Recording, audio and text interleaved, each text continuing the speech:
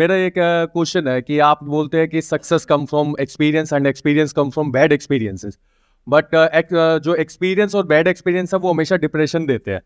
तो सक्सेस तो आती ही नहीं है, सक्सेस तक पहुंचते तक इतना डिप्रेस हो जाते हैं कि या तो वो फील्ड चेंज कर देते हैं या फिर वो वहां तक पहुंचने के लिए कुछ फाइनेंशियली लॉस इतना हो जाता है कि वो ईएमआई को बर्डन्स वगैरह ये सब चीजें चल जाती है। तो इसके अंदर ऐसा ऐसा क्या किया जाए कि वो जो डिप्रेशन बैड एक्सपीरियंस और एक्सपीरियंस से आता है उसको वो चेंज करके, थॉट को चेंज करके मैं आगे बढ़ सकूं। पहले मैं आपका क्वेश्चन अच्छे से समझ लेता हूं, आप बताना कि मैं ठीक सोच रहा हूं या नहीं। आपका क्वेश्चन ये है कि मैं बोलता हूं success comes from experience and experience comes from bad experiences. तो कई बार लाइफ में इतने बैड एक्सपीरियंसेस हो जाते हैं या इतने बड़े बैड एक्सपीरियंसेस हो जाते हैं कि उसके बाद में इंसान डिप्रेशन में ही चला जाता है और उसके अंदर हिम्मत ही बाकी नहीं रहती है कुछ और करने की। तो वो इंसान ही खत्म हो गया है, या ये कह लो चाहे साइकोलॉजिकली नहीं खत्म हुआ है बट फाइनेंशियली ही खत्म हो गया है, राइट। अब अगर ये जो मैंने कहा उसको बात को आप डीपली नहीं समझोगे या मेरे कॉन्टेक्स्ट को नहीं समझोगे, मेरे स्टैंड पॉइंट को नहीं समझोगे कि मैंने किस स्टैंड पॉइंट से ये बात कही, तो गड़बड़ हो जाएगी। ये बात मैंने कही थी अपने लाइफ चेंजिंग सेमिनार में। आप में से कितनों ने देखा है वो सेमिनार जो 2 घंटे का है? कितनों ने नहीं देखा है? वो ना एक चुल्लू भर पानी होता है, उसमें अगर आप चाहे तो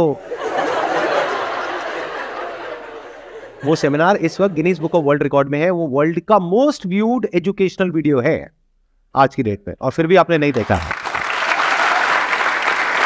तो देख लेना भाई, वो वहां से कुछ अच्छा सीखने को मिल सकता है आपको। एनी हाउ, तो वहां पर जो मैंने बात कही थी वो कही थी अपने स्टैंड पॉइंट से, जब मैं उस सेमिनार के लास्ट पार्ट में अपनी स्टोरी बता रहा था कि देखो मेरे को ये नुकसान हुआ, फिर ये हुआ, फिर ये हुआ, फिर ये हुआ। फिर मैंने क्या कहा कि वो सब जो फेलियर्स थे मेरे, वो आपस में जाकर के कनेक्ट हो गए, क्योंकि अगर वो फेलियर्स नहीं हुए होते तो ये सक्सेस भी नहीं हो पाती। लेकिन अगर आपने ध्यान से ऑब्जर्व किया, मेरे वो सारे फेलियर्स बहुत छोटे छोटे थे। एक भी फेलियर इतना बड़ा नहीं था जिसकी वजह से कि मैं पूरी तरह से खत्म हो गया। यानी अगर मैं फाइनेंशियल टर्म्स में बात करूं, एक फेलियर में मानो मुझे नुकसान हुआ 5-10 हजार रुपए का, एक में हुआ 15 हजार रुपए का, एक में हुआ 50 हजार रुपए का। तो ऐसा नहीं हो गया कि मेरे को 50 लाख का नुकसान हो गया, या मैंने अपने फादर का घर गिरवी रख दिया और उसके बाद में हम सड़क पे आ गए। ऐसा कभी नहीं हुआ, ऐसा मैंने कभी कोई स्टेप नहीं उठाया। प्लस उस सेमिनार में बार बार मैंने एक बात कही कि ना भागना है ना रुकना है, बस चलते रहना है और छोटे छोटे स्टेप्स उठाने हैं।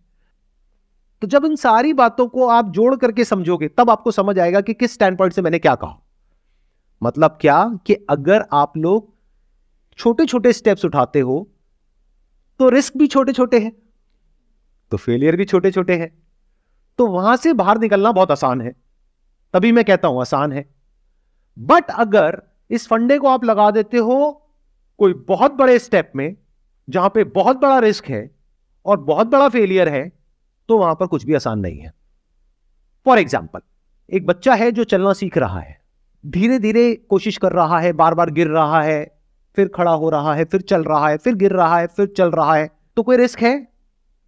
लेकिन सोचो कि अगर उसके मां बाप में इंपेशेंस डेवलप हो जाए, 2 महीने हो गए चल ही नहीं पा रहा है, एक काम करते हैं इसको पकड़ करके रस्सी से बांधते हैं और भगाते हैं इसको, गाड़ी के पीछे बांध दो इसको। मतलब पता नहीं होता लोगों के दिमाग में किसके क्या, मैं आइडिया नहीं दे रहा आप लोगों को, please do not try this at home. But मान लेते हैं कोई बावले माँ बाप है, उन्होंने क्या किया, बोला कि अब मैं अपने बच्चे को आज ही चलना सिखा दूंगा। क्यों 2-4-6 महीने खराब करने हैं?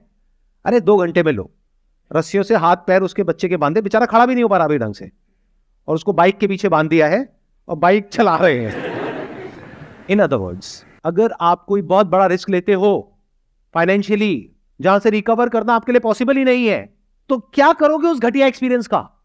छोटे रिस्क लो, छोटे स्टेप्स उठाओ, जब वहां पे कॉन्फिडेंस आ जाए तब थोड़ा सा उसको लेवल को बढ़ाओ। अगर तैरना नहीं आता है तो पहले कम गहरे पानी से सीखो, जब सीख जाओ तो गहरे पानी में जाओ, वो भी साइड साइड से, बीच में मत चले जाओ। किसी से टक्कर हुई और नीचे गए तो गए। तो अगर आप धीरे धीरे स्विमिंग सीख रहे हो तो कोई रिस्क नहीं है, तो सब कुछ आसान है। Then success comes from experience and experience comes from bad experiences. यानी कि जब आप तैरने की कोशिश करोगे और नहीं तैर पाओगे तो आपको समझ आ गया, अच्छा इस तरीके से नहीं तैर पाते तो चलो किसी और तरीके से ट्राई करते हैं। लेकिन ये सब आप कहां ट्राई कर रहे हो? शैलो वाटर पे, तब आसान है। लेकिन अगर मेरी ये बात सुनी और जबरदस्त आपके अंदर मोटिवेशन आई और आपने कहा सब कुछ आसान है और जा करके छलांग लगा दी सीधा गहरे पानी में, तो आसान है बोलने के लिए भी कोई नहीं बचेगा। यही गलती हम कर बैठते हैं, जरूरत से ज्यादा एक्साइटेड हो जाते हैं, अपनी बुद्धि का प्रयोग नहीं करते हैं, कोई बड़ा स्टेप उठा लेते हैं।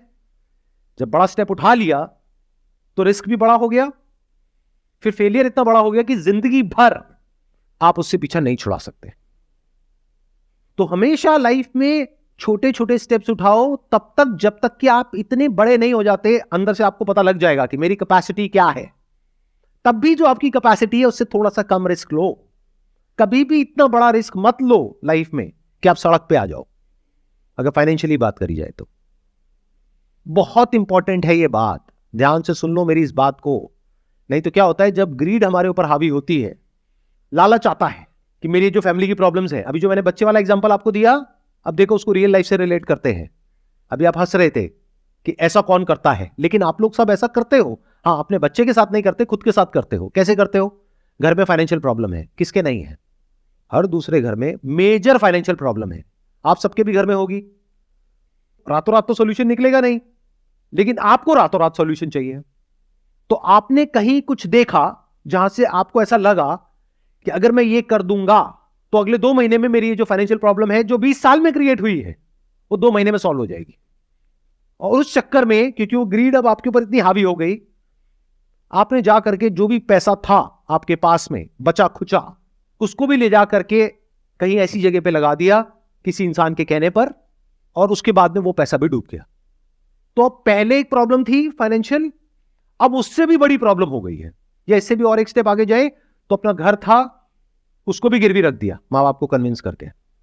अब एक तरफ से घर जाने वाला है, दूसरी तरफ से घर के खर्चे के पैसे नहीं है, तीसरी तरफ से उधर जो रिस्क लिया है, फेलियर हुआ है, उसकी वजह से साइकोलॉजिकली भी प्रॉब्लम हो रही है और फाइनेंशियली तो हो ही रही है। अब ये एक्सपीरियंस किस काम का है? किसी काम का नहीं है। क्लियर हुआ मैंने क्या कहा? आपकी जो प्रॉब्लम थी उसका सोल्यूशन मिला आपको, आंसर मिला क्लियर कट? एक बार आप बताइए। सबसे पहले तो कि जो भी अगर रिस्क भी लेता हूँ तो उसके अंदर उतना रिस्क लूँ जितनी मेरी कैपेसिटी है, उससे भी कम, ताकि धीरे धीरे धीरे धीरे मैं स्टेप आगे बढ़ा सकूँ। और उसके बाद में जब एक पॉइंट तक अगर मैं पहुंच जाऊं और उतनी मेरी कैपेसिटी हो जाए तो उसके बाद में मैं बड़ा रिस्क ले सकता हूं। मतलब कि पहले चलना सीखो फिर भागो। भागना सीखो। सीधा भागोगे तो हो सकता है इतना बड़ा एक्सीडेंट हो जाए कि चलने लायक भी ना रहो।